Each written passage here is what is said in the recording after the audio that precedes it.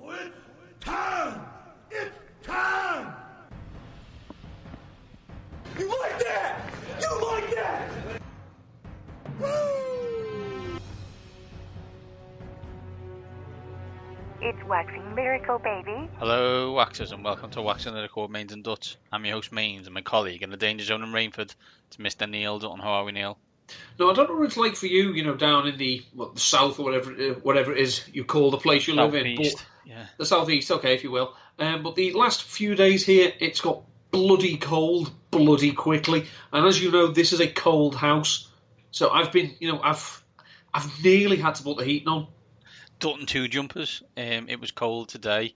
The Alexa did have to ask Hive to boost the heating. So there we go. It's nice that they get on, isn't it? Yeah. She's just talking now, so there you go. Neil, week 5 is already upon us. Actually, Thursday. So week 5 starts in a matter of hours. Seahawks Rams. Big game. Don't think it'll be 55-40 or whatever the last Rams game was, but you never know. I think that could give Brian Schottenheimer a heart attack. It probably would. Usual fare from us this week. We will plug into the mains. We've got some good stories. We've focused on the best teams, the worst teams. We're going to focus on some middle teams. Talk about quarterbacks and talk about how much we enjoy the predictability of fantasy football. And then Neil will give us a darling and a loser for the week, and then we will wrap it up with our fantasy teams of the week. Again, mine is random, but last week it was random and it was actually good, so in your face. So let's start, Neil. Let's plug into the mains. Neil, the predictability of fantasy football, talk me through it.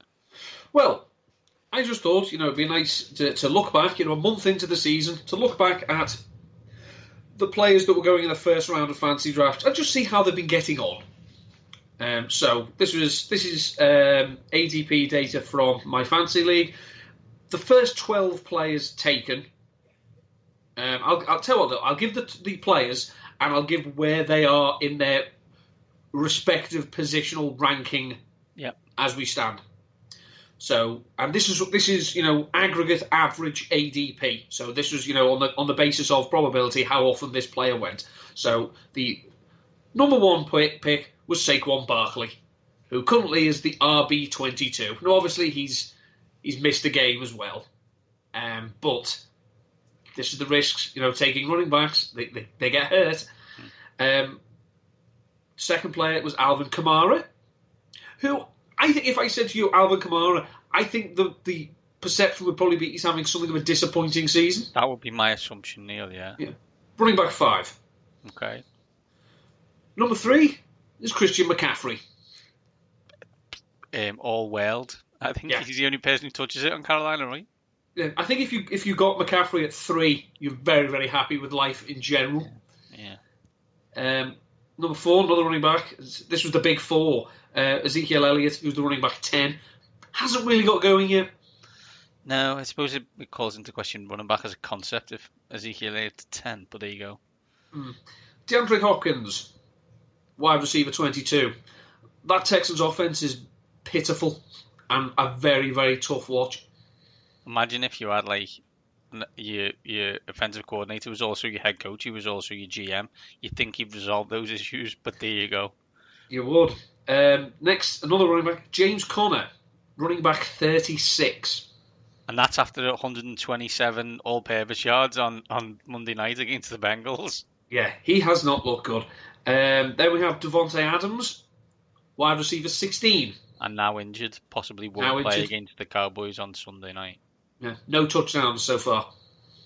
No. He torched the Eagles before he blew his toe out. And it was a good thing he did, because literally that could have got ugly. But I think he had 10 catches for 180 yards. It wasn't like it wasn't ugly already. No. Next, Le'Veon Bell, running back 15. They have only played 3 games. So that's actually, when you think about it, with the offense they've had, it's not good. terrible. I was going to say, I do wonder. I do wonder about people sometimes when you think you were drafting Lev Bell in the first round of a draft when he hadn't played in a year and was about to go into the New York Jets. Not What was your thought process there? Multitudes of people. not great, Bob. Next, David Johnson, running back 7. This is where people just grabbing running backs for like to see grabbing running backs. And to be fair, Johnson was the 1, 2, 3, 4, 5, 6 was the 7th running back taken. So he's at expectation. Yeah, he's at expectation. He's returning value.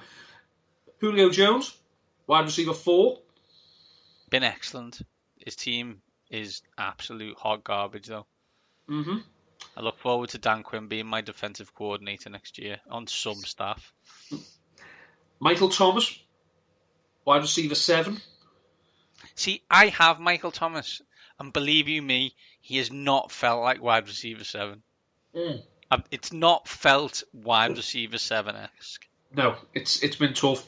And now the last one, 12 of 12, is Odell Beckham, your wide receiver 24.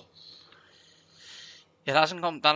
Not good, Bob. That hasn't gone well. To add into that, we talked about Michael Thomas, my first round draft pick in the two leagues I am in, both 1 and 3. Weirdly, not weirdly, but in this week's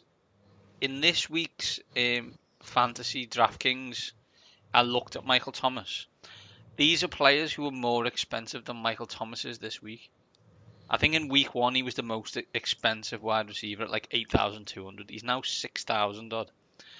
Chris Godwin, Amari Cooper, Adam Thielen, Sammy Watkins. I'm sorry, Thielen? I know. I'm just saying. I'm reading the names. I don't know.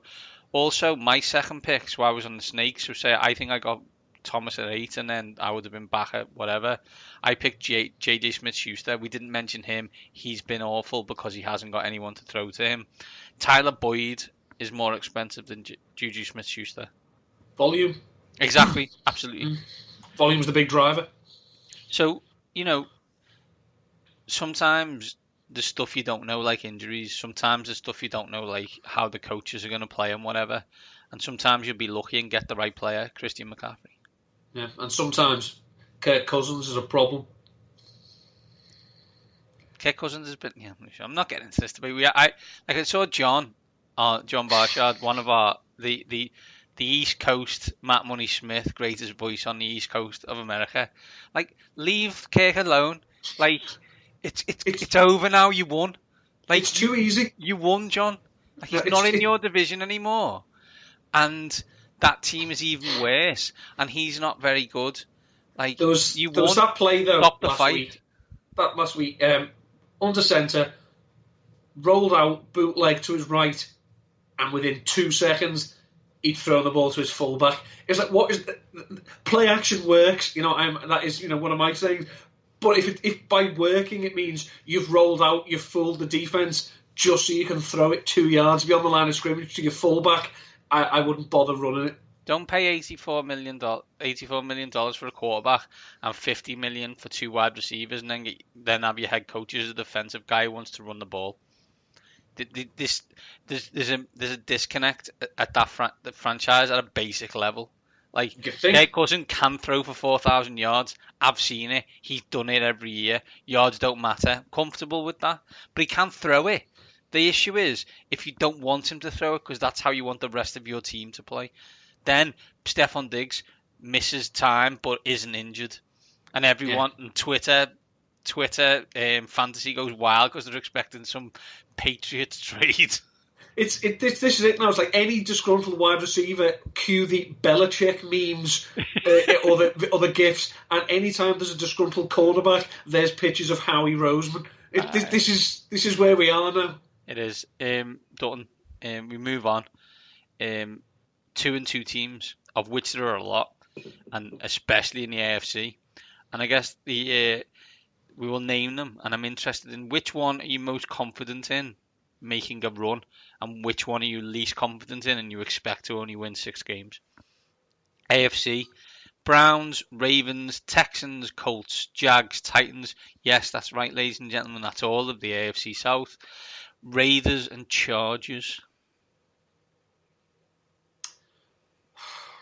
it's just weird. It just seems to me that the Raiders 2-2 has snuck up on us, and there have actually been two workmanlike performances in getting them. Oh, they gave the Colts an absolute beatdown.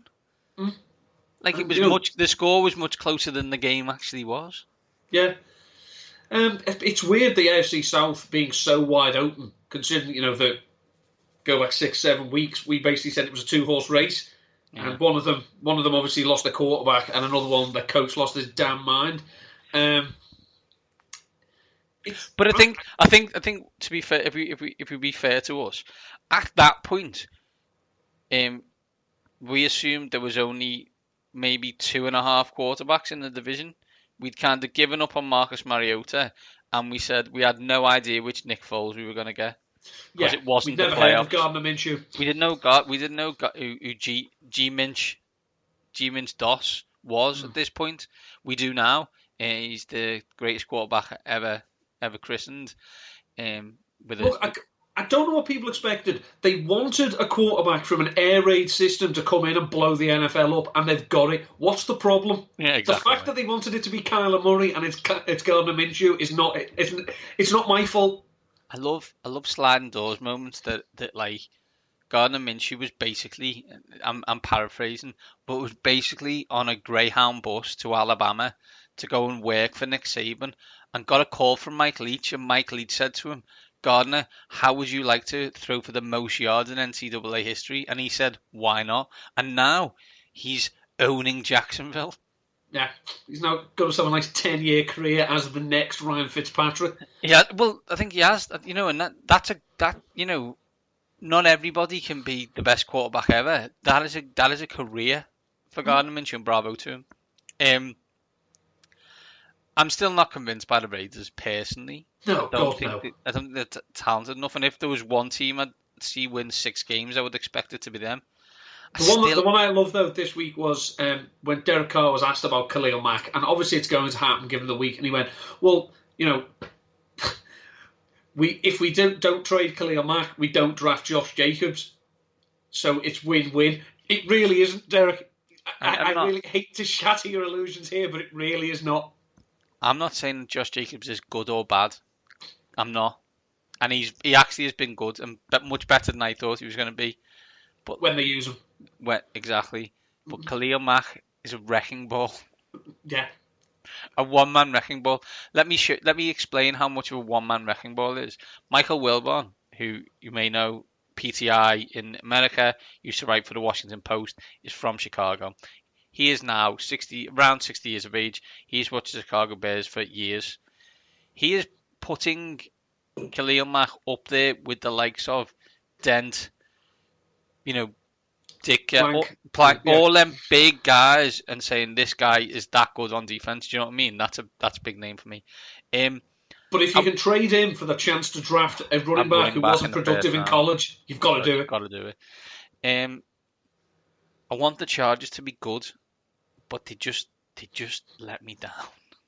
Yeah. I think they're the team I look and think they should have the most talent. I'm not sure on the Browns, although, as Omid Chal tell you, they've got a really easy last 8. The Ravens, I'm not too sure about. So yeah, I'll probably go worst Raiders, best Chargers. Yeah, I think it's just that we've seen the Chargers start 2-2 and they build on it. Very rarely do they fall away. They can build on it. They can go on a little run. The AFC South is going to be crackers, and as someone did point out, I think it was Michael Kist on the Kist and Solak show, he did say we could have a 6-10 winner of that division. Possible. And a runner-up at 6-10. Yeah. NFC, the 2-2 teams. Some of these teams are not like the others. The Philadelphia Eagles and the New York Football Giants, Minnesota Vikings, the Tampa Bay Buccaneers, and the Carolina Panthers. It's one of those. I think the Eagles have shown.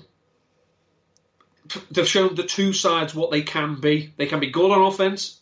They can be very, very porous on defense. And then, unfortunately, if you have a game where the two meet, the defense can let them down. The Panthers started badly, but now seem to be going the right way. The Giants, they've won 2 in a row. Let's give them their due.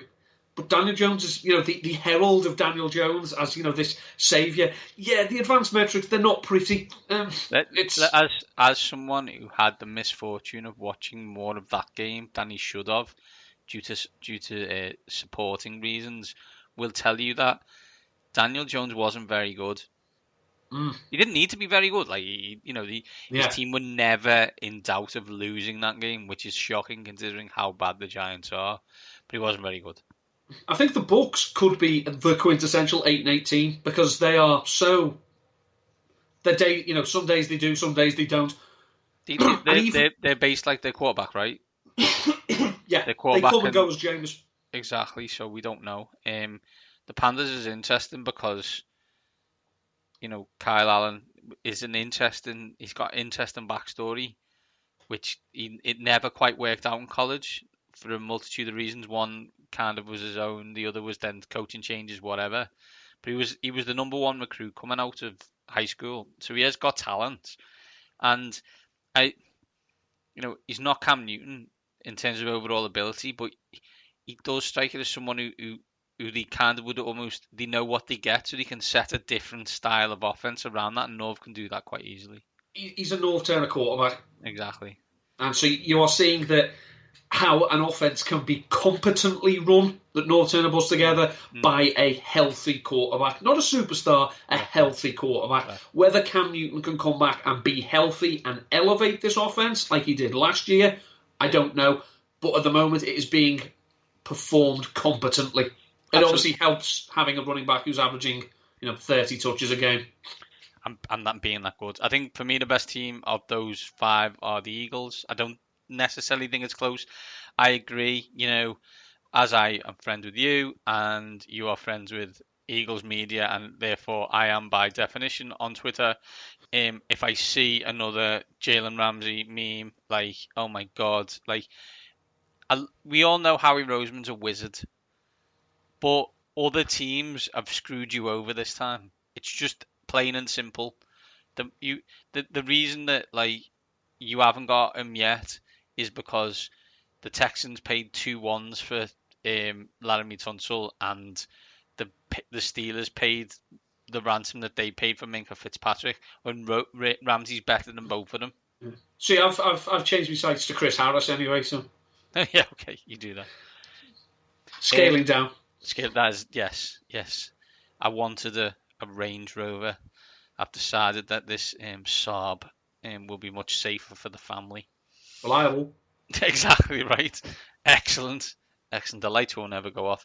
Neil, final one. A lot of backup quarterbacks starting in the moment, but I'm interested in your thoughts about which quarterback is missed most at the moment. I said, you look at it, which team is going to miss theirs in the next couple of weeks? Is it Drew Brees? Is it Allen in Buffalo? Is it Cam Newton? Is it Mitchell Trubisky? Is it someone else? The Saints is not an easy watch at the moment, but they are playing complementary football. Their defense is very good, and they were like swarms of bees around Dallas, which is just because Teddy Bridgewater looked awful. My God, man, his pocket awareness is akin to my awareness of vegetables. I know they are around, but I don't know where to find them because I'm not really looking for them. And I think he thinks that's what it's like in the pocket. I mean, he had the big sack at the end of the game, knocked them out of field goal range, and had to put it back on the defense. They are 2-0 with Bridgewater as a starter. Now, I'll rephrase that. They are 2-0 with Bridgewater in the team. He's not driving that offense. If they can keep winning, then obviously Drew Brees coming back is just going to help them more. With regards to the other ones, I mean, we talked then, Kyle Allen is executing the offense competently. Matt Barkley's an issue. Yeah, because he's not very good. Because he's not very good, right? And we're not saying that Allen's very good. Josh Allen's very good either. But I just think the Buffalo Bills team is a team that's dogged with a splash play. I think, do you know what I mean?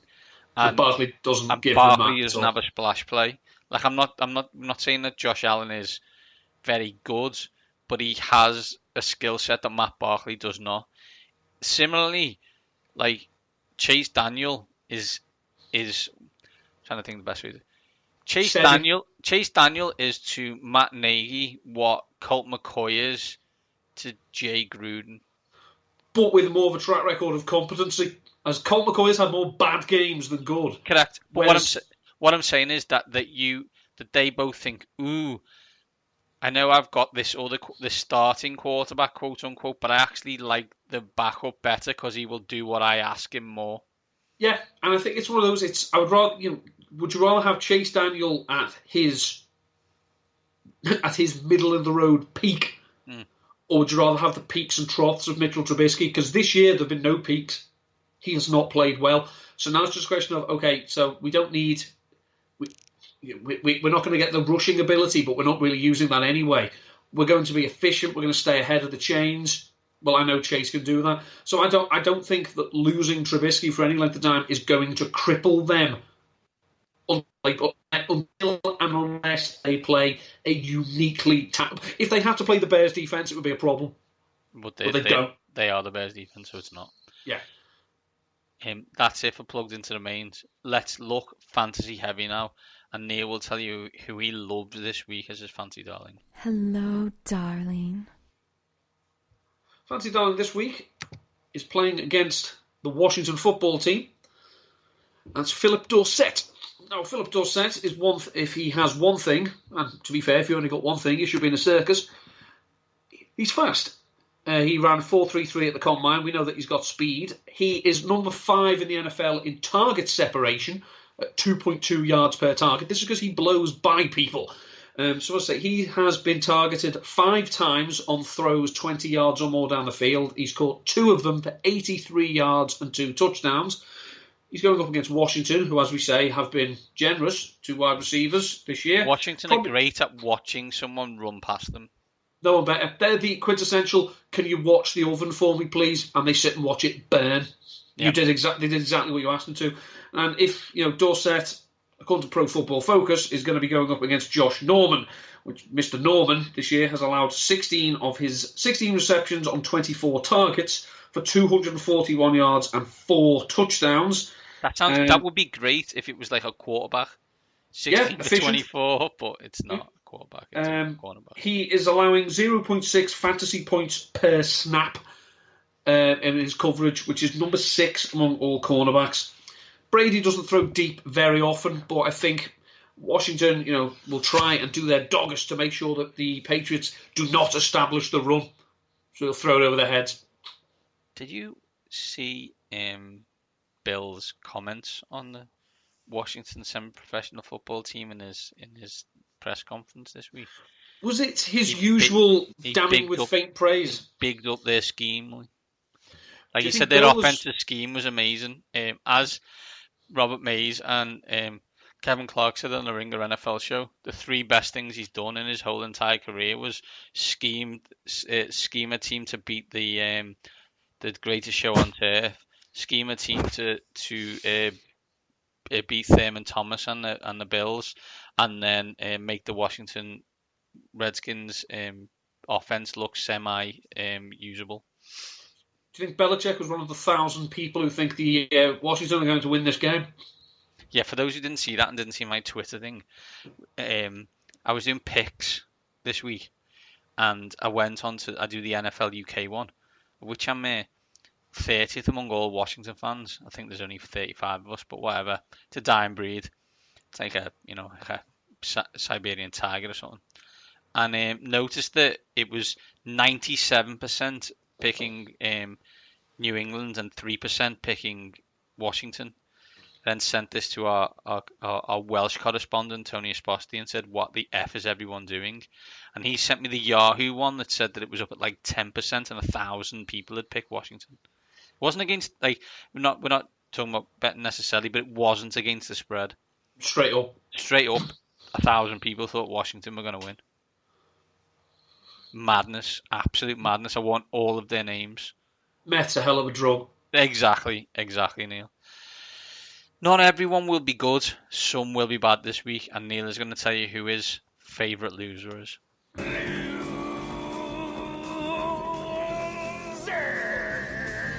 Many people are waiting, hoping, and have been expecting Aaron Jones to happen for quite some time.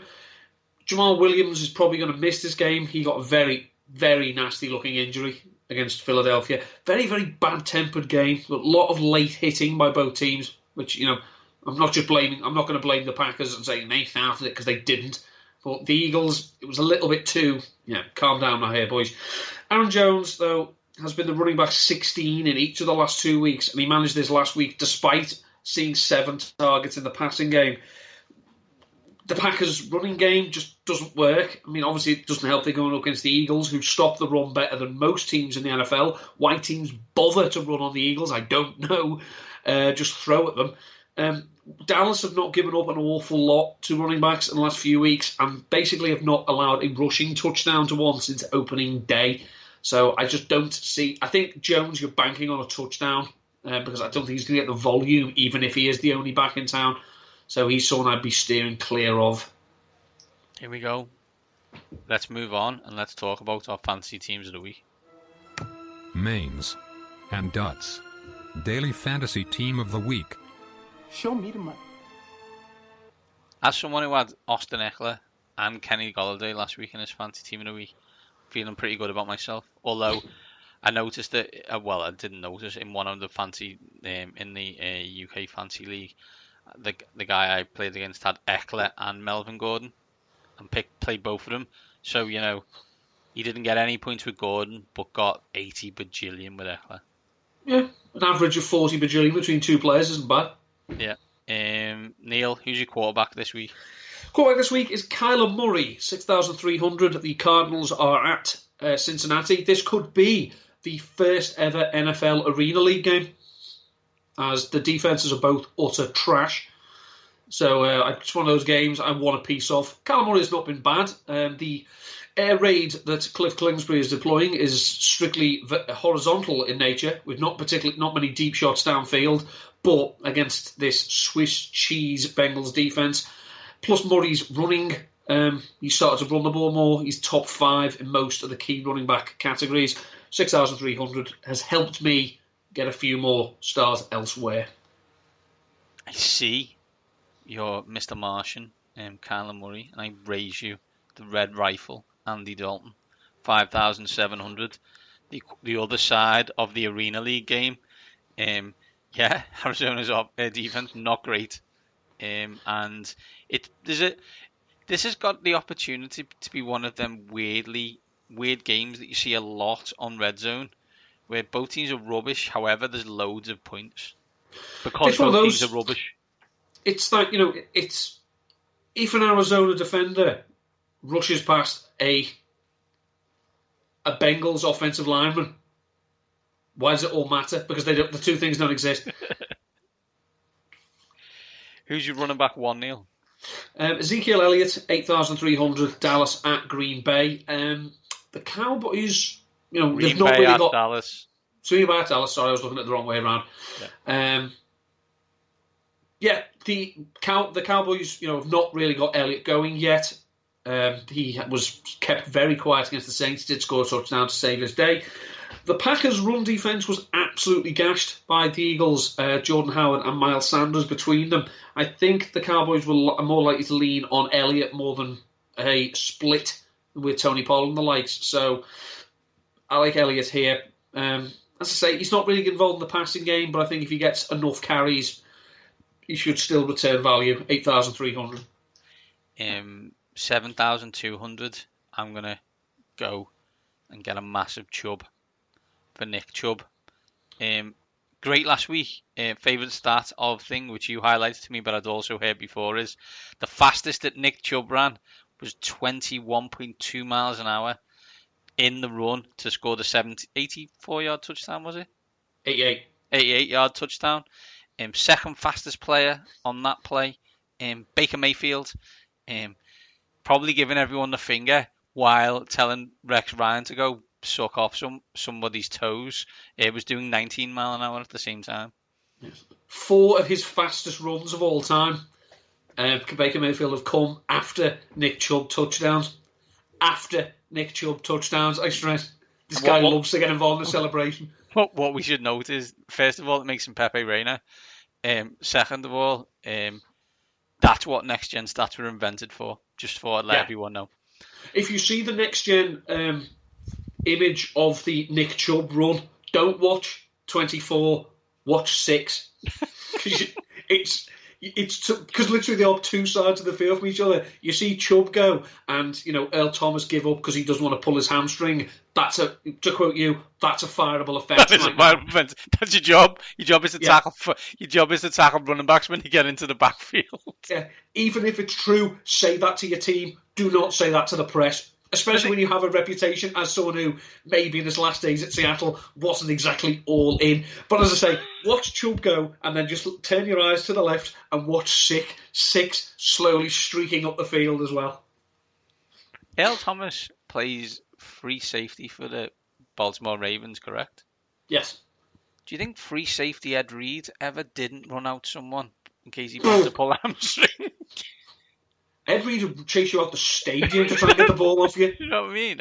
When I heard it, I was like, ooh, don't say that. Anyway, who's your running back 2, Neil? Running back 2 is Derrick Henry. The Tennessee Titans are at Buffalo. He's $6,000. Henry's having a quietly decent season. He's not scoring a lot of touchdowns. Tennessee are a weird team. Because we've seen 2 games where they've taken a team to the tool shed, and we've seen 2 games where they have not turned up. I think that if Josh Allen does miss, I think this is a game where Tennessee could get up early and big and lean on Henry and their defense. So 6,000, I'm all aboard with him. Some games you watch, I think like the Rams against the Bucs last week, for example, took somewhere in the region of 4.5 hours. There's a possibility that the Buffalo at Tennessee could be over before 8 o'clock UK time. I also have Derrick Henry, as I expect both teams to rush it 50 times each. Frank Gore will outlive the lot of us, by the way. I absolutely love Frank Gore. He's awesome, and he went to 15,000 yards last week. And as I said to you, he must be the last person to ever reach that figure. I think so. He's only 250 behind Barry Sanders. He's cool. I've got a lot of time for Frank Gore. I also like that on the greatest college team ever, he returned punts. It was your wide receiver 1, Neil. Wide receiver 1 is currently listed as questionable. He was listed as questionable last week and went the F off. It's Chris Godwin, Tampa Bay at New Orleans. New Orleans' defense is good. Chris Godwin has God in his name. He sees your human frailties and mocks them. He's 6,900 and he's an absolute beast. My wide receiver 1 is his running buddy, who would pick up the slack if they were questionable. That's Mike Evans, who the week before could not be stopped. I do an article for the touchdown.co.uk in which I pick 3 games. At the moment, I am 7-4-1, 3 consecutive weeks of winning records.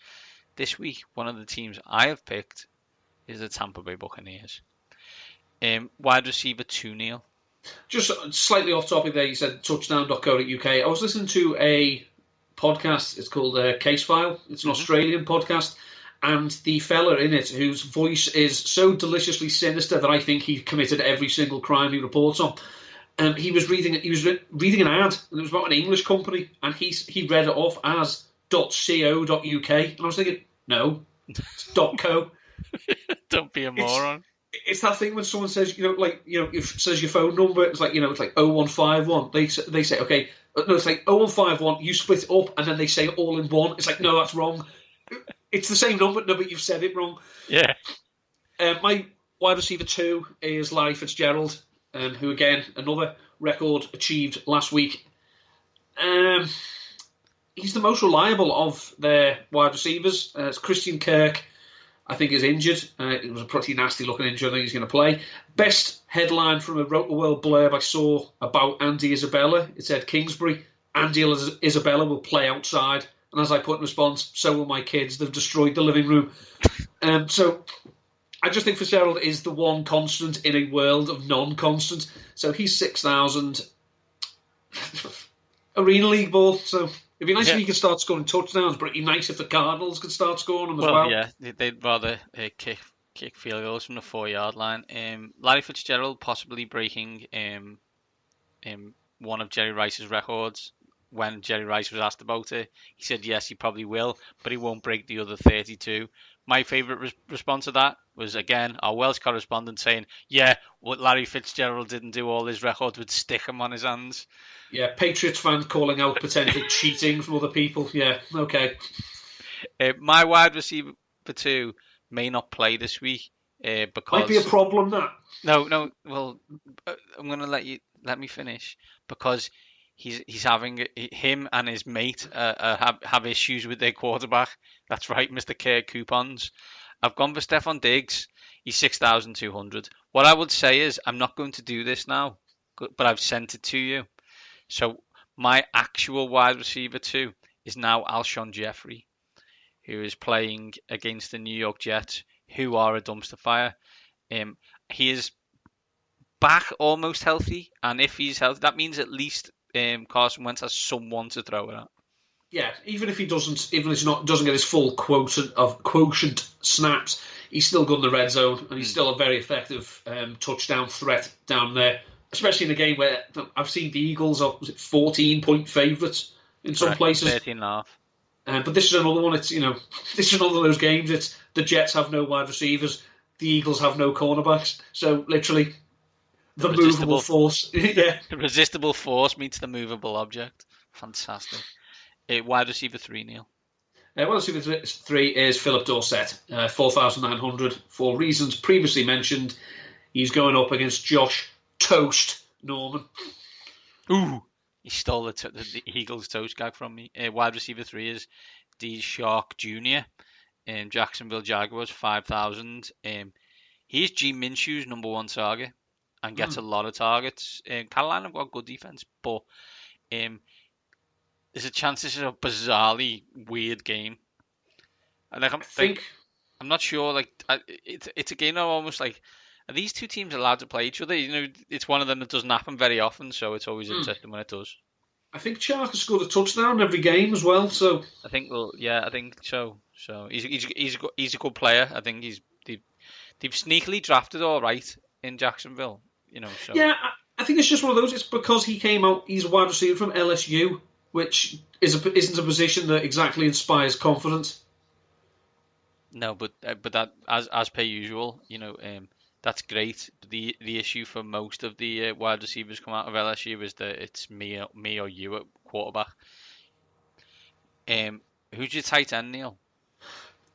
I don't know if I've mentioned this, but the Arizona Cardinals are absolutely pathetic at covering tight ends. Yeah, you can cut DJ Swearinger. It doesn't alter the fact that he played 100% of your defensive snaps, so you must have thought he was better than what you had.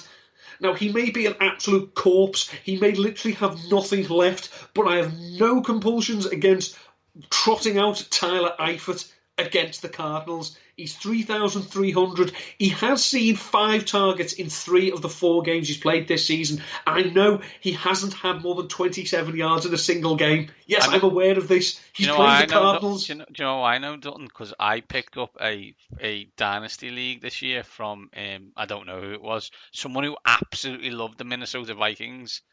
So I've got Cousins, Thielen and Diggs.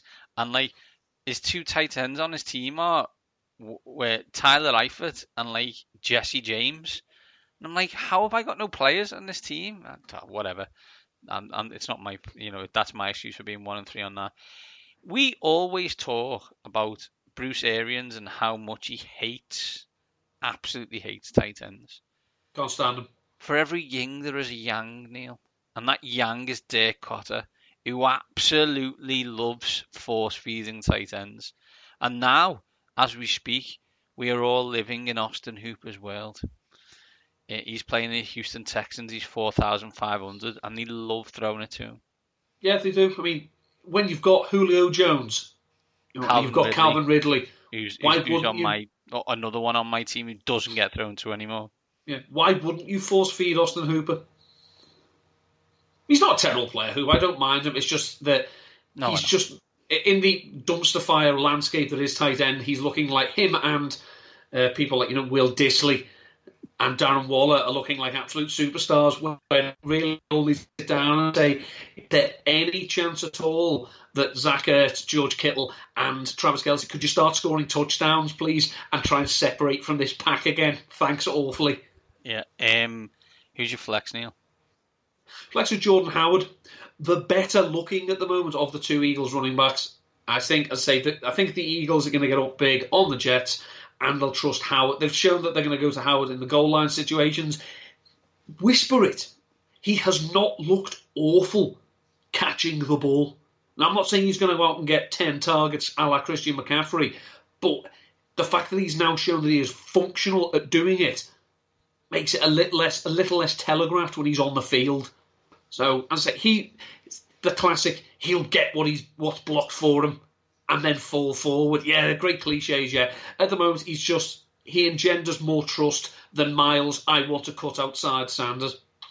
What I love about Jordan Howard is he meets one of them tropes that absolutely does my head in, which is like he's an American football player on offense who can't catch. Like, that's a skill that you need to have, mate. Like, it's not something you can just avoid. Like, I look at like I'm gonna go to like soccer. Raheem Sterling is one of the top 15 footballers in the world, and he can't kick it. Like, he's got his technique at kicking a football is absolutely abysmal. Like Jordan Especially Howard, with his other foot. yeah, well, he can't do it with that foot. But like Jordan Howard plays NFL running back. He's been a running back probably for 15 years, and he can't catch. Now, I'm not asking him to go 40 yards and Odell Beckham one over his head.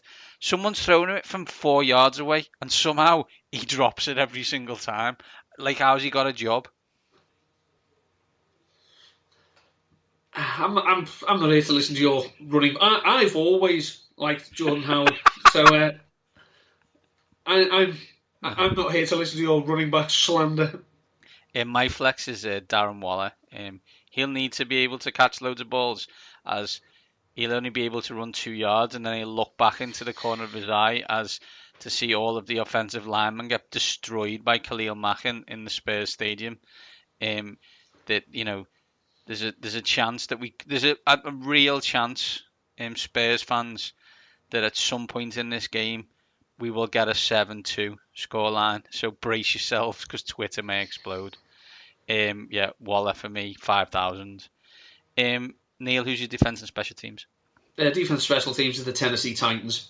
It's a good defense, as we've seen. Expect them to be up early, and if Josh Allen does miss, Matt Barkley he's a sitting duck. So $3,000, I'll take the Titans of Tennessee.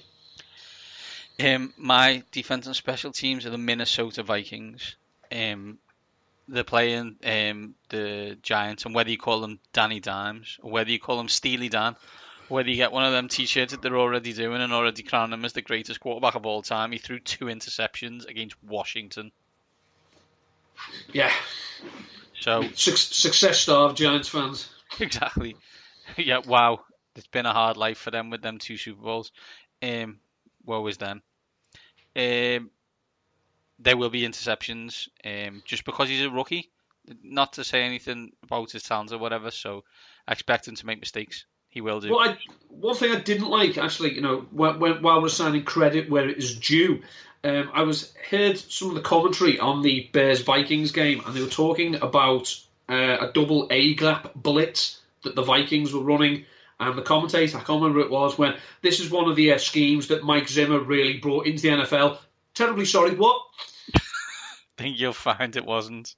I think I found it was a bloke called Jim Johnson who actually started doing it. Yeah. Was a defensive coordinator while Zimmer was still a defensive backs coach. Yeah. Thank you. All right. As you were. Neil, let's recap. Who's your quarterback? Kyler Murray. I've got Andy Dalton, running back 1. Zeke. I've got Nick Chubb, running back 2. Derrick Henry. Same, wide receiver 1. Chris Godwin. I've got Mike Evans in the same game, wide receiver 2. Larry Fitzgerald. I've got Alshon Jeffrey, wide receiver 3. Philip Dorsett II, according to this.